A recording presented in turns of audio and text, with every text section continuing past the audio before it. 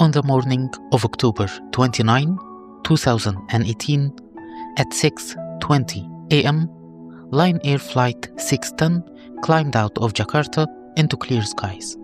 The aircraft reached 5,000 feet. Then, the aircraft's nose began to push down. The pilots pulled back. The nose pushed down again. They pulled back again. This happened 26 times in 12 minutes.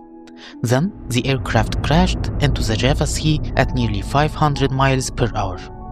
There were 189 people on board. No one survived. The flight data recorder would later show something that took investigators weeks to understand. The pilots had been fighting a system they did not know existed. To understand what that system was, you have to go back to 2011. That year, American Airlines placed a large order with Airbus, Boeing's primary competitor. The aircraft was the A320neo. It had a fuel-efficient engine, and airlines loved it. Boeing had not expected that order. The threat was real, and it was immediate. Boeing's response was the 737 MAX. Not a new aircraft, a redesigned version of the 737. A jet that had been flying since 1967. New engines, updated avionics, same basic airframe. The advantage was certification. A new aircraft design takes years to certify and requires pilots to complete full simulator training before they can fly it. An updated variant of an existing aircraft is faster and cheaper. Airlines would not have to retrain their pilots from scratch. That was the selling point. That was the schedule. The new engines were larger than the old ones. To fit them, Boeing mounted them higher and further forward on the wing. This changed how the aircraft behaved at high angles of attack. The nose had a tendency to pitch up in certain conditions. Boeing's engineers knew this. Their solution was a software system called MCAS, the Maneuvering Characteristics Augmentation System. It would automatically push the nose down when sensors detected a dangerous pitch angle. It would make the 737 MAX fly like the good old 737 pilots already knew. No additional simulator training required. The engineers who certified this system worked for Boeing itself, under a program called the Organization Designation Authorization. The Federal Aviation Administration, FAA, had delegated much of its safety oversight directly to the manufacturer.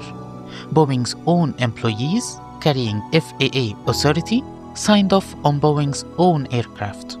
The people responsible for finding problems were employed by the people who needed there to be no problems, and the schedule was not moving. From inside that structure, the decision to certify MCAS made sense. The data showed it would activate rarely. The engineers believed it was a minor augmentation, not a primary flight control. They approved it. The aircraft entered service. Lion Air Flight 610 crashed into the Java Sea, killing 189 people. 5 months later, Ethiopian Airlines Flight 302 crashed 6 minutes after takeoff from Addis Ababa. All 157 people on board died. The pattern was identical. The nose pushing down, the pilots pulling back, the same system, the same outcome. Boeing's 737 MAX was grounded worldwide 2 days later. What investigators found when they went inside the certification record was not a single catastrophic error.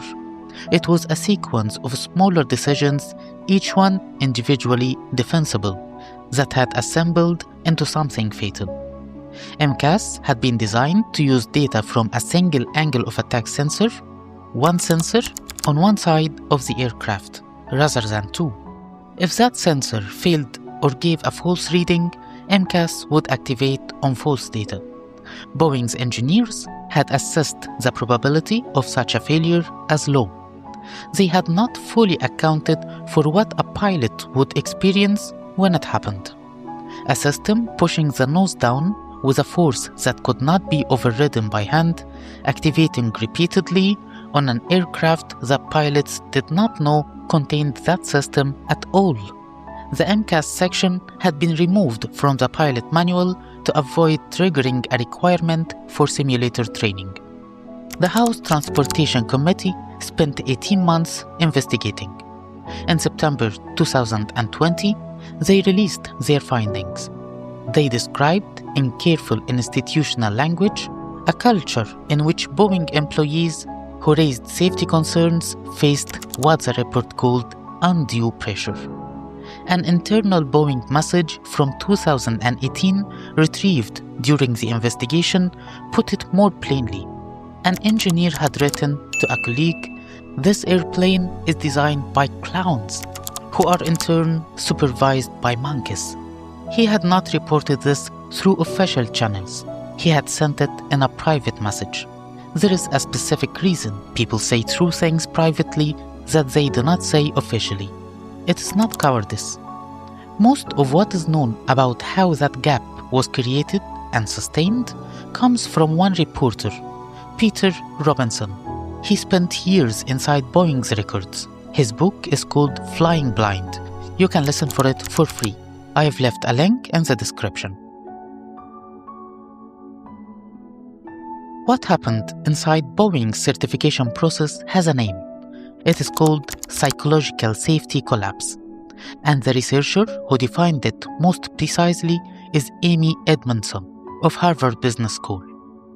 Edmondson spent years studying why teams in high-stake environments, hospitals, flight crews, engineering organizations, fail to surface the information they most need. Her finding was counterintuitive. The problem was never that people didn't know the truth. The problem was that the structure around them made telling the truth feel more dangerous than staying silent. When an organization ties disagreement to career consequences, when raising a concern means being seen as a problem, being moved off a project, being quietly passed over, people stop raising concerns. Not because they stop noticing problems, because they perform a calculation, usually unconscious, and the calculation tells them that speaking costs more than staying quiet. Boeing's system made that calculation inevitable. The engineers signing off on MCAS were not independent reviewers. They were Boeing's employees, working inside Boeing's schedule, inside Boeing's budget pressure, inside a culture that had spent 2 decades rewarding delivery and penalizing delay. Edmondson's research shows exactly what happens next. When people calculate that speaking costs more than staying quiet, the organization loses access to its own truth. Not occasionally, systematically. Every review, every sign-off, every certification stamp becomes a performance of confidence that nobody inside the room actually feels. The engineer who wrote that his aircraft was designed by clowns knew what he was describing. He did not file a formal objection. He sent a private message. That gap between what he knew and what he reported is not a character flaw. It is the precise distance that psychological safety collapse creates between the truth and the record. On the morning of October 29, 2018, the pilots of Lion Air Flight 610 pulled back on their controls 26 times. They were not negligent. They were fighting a system that was not in their manual, approved by engineers who were not independent, inside a process designed to produce a specific answer on a specific schedule. The engineer who called it a clown show was still employed at Boeing when he wrote that message. He knew the language of the official process. He knew what a formal objection looked like and what it cost. So he sent a private message instead, and the aircraft was delivered on time, and the manual went out without the MCAS section, and the certification record was clean. The record was always clean. That was the point of the system. What the record could not contain was the 26th time the pilots pulled back, and the moment after it, when the nose went down anyway for the last time.